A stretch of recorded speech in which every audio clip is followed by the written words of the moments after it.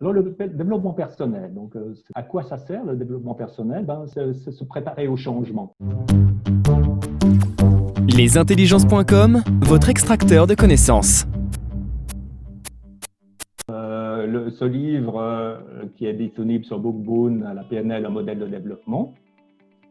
Les auteurs, donc moi-même, Jean-Pierre Briffer, je dirige un institut de formation en PNL, notamment en hypnose, une définition de la PNL.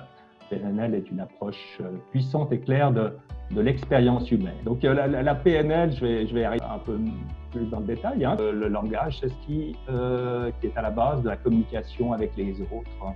Oui.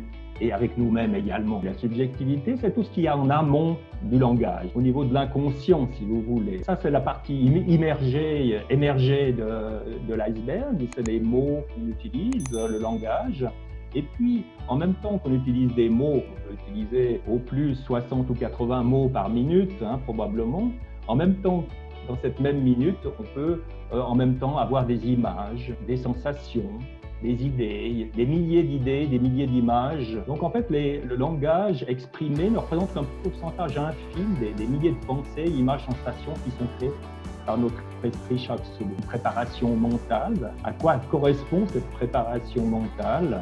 Le mental fait 50% de la réussite pour un sportif de haut niveau, et je pense que c'est vrai. Est-ce que les leaders, les champions ont des secrets? La PNL a essayé de découvrir ces secrets, les découvrir, les expliquer, les mettre, faire créer des modèles ces modèles permettent d'être transmis à d'autres personnes. Pourra vous dire beaucoup de choses.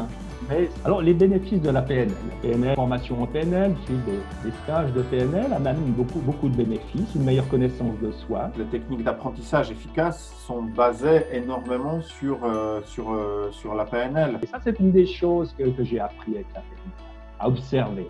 Observer le verbal, le non-verbal, les mots et le ton. La vie, c'est un rouleau de scotch. Un rouleau de scotch, c'est-à-dire que c'est quelque chose qui se déroule de manière monotone, régulière, prévisible, jusqu'à son extrémité. Et puis, alors, une notion qui est très importante. Le niveau inconscient est beaucoup plus important que le niveau conscient. Alors, nous communiquons, comme vous l'avez dit, Nicolas, il y a un petit moment, au niveau verbal, ça a été estimé à 7%. Donc, en fait, ce qui est important de retenir, c'est que le niveau verbal n'est pas le plus important. Oui, c'est ça. Oui. C'est pas ça le plus important. Les mots qu'on utilise ont une influence, mais dans la majorité des communications, c'est plus le paraverbal, ton de voix, le rythme de voix. Et puis le non-verbal, c'est notre gestuelle. La gestuelle est importante. C'est que notre expérience est subjective. Notre expérience est subjective, elle n'est pas objective. Inscrivez-vous maintenant pour profiter de 4 jours offerts à notre plateforme.